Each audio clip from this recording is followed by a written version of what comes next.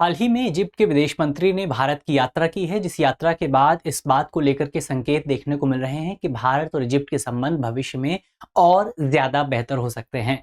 मेरा नाम है अक्षय। आज इस वीडियो में हम इसी विषय पर डिटेल से चर्चा करने वाले हैं। तो चलिए वीडियो की करते हैं शुरुआत। और जैसे कि हमारी प्रैक्टिस रही है कि हम अपनी वीडियो हमेशा एक सवाल के साथ शुरू करते हैं। तो आज के सवाल को अगर आप देखें, आज का हमारा सवाल है कि भारत और मिस्र का संयुक्त सैन्य अभ्यास कौन सा है।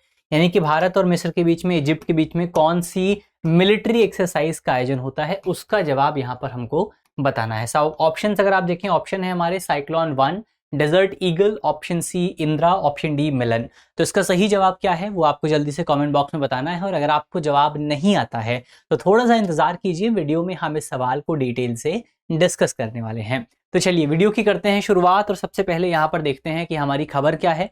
खबर बहुत सिंपल सी है। मिस्र के जो विदेश मंत्री हैं, क्या नाम है उनका, डॉक्टर बद्र अब्देल अत्ती, इन्होंने बेसिकली हाल ही में भारत की यात्रा की थी, जिस यात्रा के दौरान उनकी मुलाकात भारतीय प्रधानमंत्री नरेंद्र मोदी और भारतीय विदेश मंत्री डॉक्टर एस जयशंकर से देखने को मिली थी। तो एक आप कह सकते हैं बहुत सफल यात्रा जो है वो यहाँ पर आपको देखने को मिली थी। और ये यात्रा जो है 2023 के बाद भारत और इजिप्ट के संबंधों को सुधारने के लिए जो तमाम प्रयास किए जा रहे हैं, उन प्रयासों की दिशा में आप इस यात्रा को एक निरंतर कोशिश का हिस्सा मान सकते हैं। एक प्रयास का हिस्सा जो है वो इस यात्रा को माना जा सकता है। 2023 में शुरू हुई इस पहल जो है हमास के आतंकी हमले और गाजा पर 2 साल लंबे इजराइल के हमले से बाधित हुई थी। 2023 में हमने इजराइल जो इजिप्ट है उसके साथ संबंधों को और बेहतर बनाने का काम जो है वो शुरू किया था। लेकिन 7 अक्टूबर 2023 को आपको पता है कि हमास ने अटैक कर दिया था इजराइल पर, जिसकी वजह से एक वॉर की शुरुआत हो गई थी। और उस वॉर की वजह से भारत और इजराइल के संबंध जो है वो बैकफुट पर चले गए थे, क्योंकि माफ कीजिएगा, भारत और इजिप्ट के संबंध जो है वो बैकफुट पर चले गए थे, क्योंकि इजिप्ट के लिए फिर हमास का जो टॉपिक था या आपका वो पूरा मिडिल ईस्ट का जो इशू था वो ज्यादा इंपॉर्टेंट हो गया था। लेकिन अब यहाँ पर संबंधों को दोबारा से शुरू करने की कोशिश की जा रही है।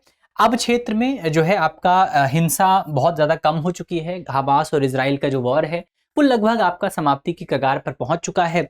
शांति योजना जो है उस पर भी हस्ताक्षर किए जा चुके हैं, जिसकी वजह से अब भारत जो है, भारत को अपनी मध्यपूर्व नीति जो है, भारत की जो मिडिल ईस्ट पॉलिसी है उस पर दोबारा से ध्यान केंद्रित करने का अवसर प्राप्त होता है। तो ऐसे में भारत अपने जो पुराने साझेदार है, जिसमें आपका इजिप्ट भी शामिल है, इसके पुरानी साझेदारियों को मजबूत करने और आईमैक जैसे क्षेत्रीय ढांचे में निवेश करने का विचार जो है आगे बढ़ा सकता है। तो इसमें जो इजिप्ट की भूमिका है वो काफी ज्यादा इंपॉर्टेंट हो जाती है। तो ये हमने सबसे पहले खबर यहाँ पर देखी कि खबर आपकी क्यों इंपॉर्टेंट है। अब भारत और इजिप्ट के जो ऐतिहासिक संबंध रहे हैं उन संबंधों को थोड़ा सा हम समझने की कोशिश करते हैं। भारत और इजिप्ट के ऐतिहासिक संबंधों की अगर आप बात करें तो भारत और इजिप्ट के संबंध जो हैं उनका इतिहास आप मुख्य तौर पर कोल्ड वॉर के दौरान देख सकते हैं। भारत और इजिप्ट के संबंधों का इतिहास आपको शीत युद्ध के दौरान देखने को मिलता है, जहां पर दोनों देशों के जो संबंध हैं वो साझा मूल्यों पर आधारित हैं। कौन कौन से साझा मूल्य? इसमें एक आपका साझा मूल्य है धर्मनिरपेक्षता का, यानी कि सेक्युलरिज्म का, और दूसरा साझा मूल्य है राष्ट्रवाद का। तो धर्मनिरपेक्षता और राष्ट्रवाद पर आधारित विचारधारा का सामंजस्य जो है वो आपको दोनों देशों के बीच में देखने को मिल जाता है। भारत ने पारंपरिक रूप से इस्लामी राजशाही के बजाय धर्मनिरपेक्ष और राष्ट्रवादी साझेदारों को प्राथमिकता दी है। आप देखेंगे कि इजिप्ट में बेसिकली पिछले कुछ समय से आप देखेंगे तो वहां पर राजशाही आपको देखने को मिलती है। पिछले दशक में मिस्र के अंदर राजनीतिक अस्थिरता आपको देखने को मिली थी, जहां पर 2013 के तख्तापलट के बाद राष्ट्रपति अब्देल फतह अल सीसी जो हैं वो सत्ता में आए थे, और क्षेत्रीय उथल पुथल के कारण द्विपक्षीय संबंध जो हैं वो भारत के और मिस्र के जो संबंध हैं वो काफी ज्यादा कमजोर हुए थे। लेकिन अब 2023 के बाद इन संबंधों को सुधारने के लिए कोशिश की जा रही थी।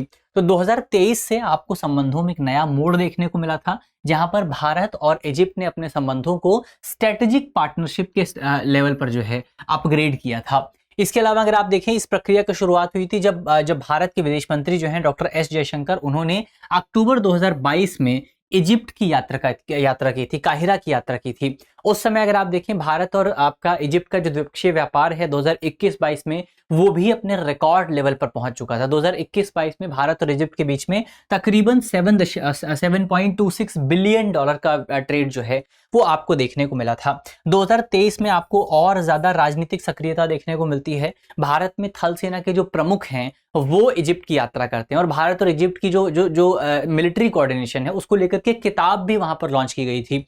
इसके अलावा आपके इजिप्ट के जो राष्ट्रपति हैं, इजिप्ट के जो प्रमुख हैं, उन्होंने बेसिकली वो भारत में आपका गणतंत्र दिवस कार्यक्रम में मुख्य अतिथि के तौर पर शामिल हुए थे 2023 में। और मिस्र की सेना की जो टुकड़ी है उसने भी भारत में आपका परेड में हिस्सा लिया था। ये जो आपका पूरा परेड कार्यक्रम होता है उसमें हिस्सा लिया था। इसके बाद जून 2023 में भारतीय प्रधानमंत्री नरेंद्र मोदी द्वारा पहली बार मिस्र का दौरा किया गया था। और इसी बीच भारत और मिस्र की जो सेनाएं हैं उन्होंने एक संयुक्त सैन्य अभ्यास भी किया था जिसका नाम था साइक्लोन 1 अभ्यास। तो ये कुछ डेवलपमेंट आपको 2023 में देखने को मिले थे, जिन डेवलपमेंट्स के आधार पर ये कहा जा रहा था कि भारत और मिस्र के संबंध जो हैं वो अब धीरे धीरे और बड़े लेवल पर डेवलप हो रहे हैं। लेकिन यहां पर प्रॉब्लम शुरू होती है अक्टूबर 2023 से। अक्टूबर 2023 में क्या होता है? 7 अक्टूबर 2023 को हमास जो था वो इजराइल पर अटैक कर देता है, गाजा संकट पैदा होता है। और इस गाजा संकट की वजह से मिस्र का जो अधिकांश ध्यान है वो आपका इजराइल हमास के बीच में मध्यस्थता स्थापित करने को लेकर के हो जाता है। तो जो इजिप्ट था उसका सारा ध्यान कहां पर केंद्रित होता है? इजराइल हमास के वॉर पर ध्यान केंद्रित हो जाता है, जिसकी वजह से भारत और मिस्र का जो संवाद है वो अस्थायी रूप से रुक जाता है। लेकिन इसके बावजूद भी यदि आप देखें तो भारत और मिस्र के संबंधों में आपको थोड़ी बहुत जो बढ़ोतरी है वो जरूर देखने को मिलती है। जैसे उदाहरण के तौर पर अगर आप देखें तो मिस्र जो है वो अफ्रीका में भारत की रक्षा निर्यात नीति के लिए एक इंपॉर्टेंट साझेदार बना रहता है। और इसके साथ साथ आपका मिस्र जो है वो India middle east Europe economic corridor में भी एक प्रभावशाली पक्ष बना रहता है। तो थोड़े बहुत कॉन्टेक्ट यहाँ पर आपको देखने को मिलते हैं। लेकिन उस समय इजिप्ट का जो सारा ध्यान था वो सारा ध्यान आपका मिडिल ईस्ट पे था या फिर इजराइल और हमास के वॉर पर देखने को मिल रहा था। इसके बाद आप देखें चुनौतियां क्या क्या रही हैं, सॉरी माफ कीजिएगा। तो अब यहां पर हमने देख लिया ये भारत और इजराइल के संबंध, भारत और मिस्र के संबंध जो थे उसमें कहां पर चैलेंजेस आए। 7 अक्टूबर के बाद आपको जो है एक बड़ा चैलेंज देखने को मिला। लेकिन अब एक लंबे समय बाद जो है आपका ये जो वॉर है वो लगभग समाप्ति की तरफ आ चुका है और हिंसा भी रुक चुकी है। तो इसी के बाद आप देखेंगे कि एक बार फिर से भारत और मिस्र के संबंध धीरे धीरे और बड़े लेवल पर डेवलप हो रहे हैं। अब अंत में आगे की राह क्या हो सकती है, थोड़ा सा उस पर अगर आप डिस्कशन करें तो मिस्र जो है वो भारत के लिए अफ्रीका में एक रक्षा सहयोग का स्प्रिंग बोर्ड साबित हो सकता है। स्प्रिंग बोर्ड बेसिकली आपका जिम्नास्ट स्पोर्ट्स जो होते हैं उसमें इस्तेमाल किया जाता है सपोर्ट के लिए। तो भारत जो है, मिस्र जो है वो भारत के लिए अफ्रीका में एक सपोर्ट बेस के तौर पर काम कर सकता है। इसके अलावा अगर आप देखें दोनों देशों की जो सुरक्षा सोच है, जो आपका सिक्योरिटी थिंकिंग है, वो आतंकवाद रोधी सहयोग पर आधारित है। यानी कि दोनों देश जो हैं वो आतंकवाद के खिलाफ सहयोग पर बातचीत करते रहे हैं। संयुक्त राष्ट्र आधारित अंतर्राष्ट्रीय बलों में भागीदार पर जो है दोनों देश समान तौर पर कोऑर्डिनेट करते रहे। तो ये भी दोनों देशों के लिए इंपॉर्टेंट है। मिस्र और भारत दोनों देशों ने रूस से समान उपकरण खरीदे हैं। सैन्य उपकरण की खरीद जो है वो दोनों देशों द्वारा की गई है, जिससे रक्षा सहयोग को दोनों देशों के बीच में और ज्यादा बल मिलता है। भारत की स्वदेशी रक्षा क्षमताओं को प्रदर्शित करने और मिस्र के माध्यम से अफ्रीका में विस्तार करने की दिशा में एक बड़ा अवसर जो है वो भारत को मिल सकता है। यानी कि भारत पहले मिस्र के साथ जो है अपना जो रक्षा उपकरण है वो मिस्र को बेच सकता है। और जब हम मिस्र को बेचेंगे, जब हम इजिप्ट को बेचेंगे तो उसके माध्यम से अफ्रीका का जो गेट है वो भी हमारे लिए खुल जाएगा। और अफ्रीका का एक बहुत बड़ा बाजार जो है, रक्षा का जो बाजार है, जो आपका रक्षा उपकरणों का जो बाजार है, वो बाजार भारत के लिए मौजूद होगा। और भारत का जो टारगेट है कि हमको अपना डिफेंस एक्सपोर्ट बढ़ाना है, उस टारगेट को प्राप्त करने में ये जो पूरी साझेदारी है, ये साझेदारी की इंपॉर्टेंट भूमिका अदा कर सकती है। मिस्र की भौगोलिक और राजनीतिक स्थिरता भारत की मध्य पूर्व और अफ्रीका नीति दोनों के लिए अहम है। यानी कि आप देखेंगे इजिप्ट जो है वो भारत के लिए मिडिल ईस्ट के लिहाज से भी इंपॉर्टेंट है और इजिप्ट भारत के लिए अफ्रीका के लिहाज से भी इंपॉर्टेंट है, क्योंकि इजिप्ट जो है वो भारत के लिए अफ्रीका का डोर ओपन करता है। तो इस लिहाज से दोनों देश जो हैं वो आपस में एक दूसरे के लिए काफी ज्यादा इंपॉर्टेंट हो जाते हैं। चलिए, ये हमने संबंधों पर जो तमाम इंपॉर्टेंट पॉइंट्स थे उनको डिस्कस कर लिया है। अंत में अब सवाल का जवाब तो आप आसानी से दे ही पाएंगे कि भारत और मिस्र के बीच में संयुक्त अभ्यास जो है वो कौन सा है। आसानी से आप जवाब दे पाएंगे। Option A, B, C, D आपके सामने मौजूद हैं। इसका जवाब कमेंट बॉक्स में जरूर दीजिएगा। मिलते हैं आपसे अगली वीडियो में। तब तक के लिए अपना ख्याल रखिए, ध्यान रखिए, पढ़ते रहिए। धन्यवाद।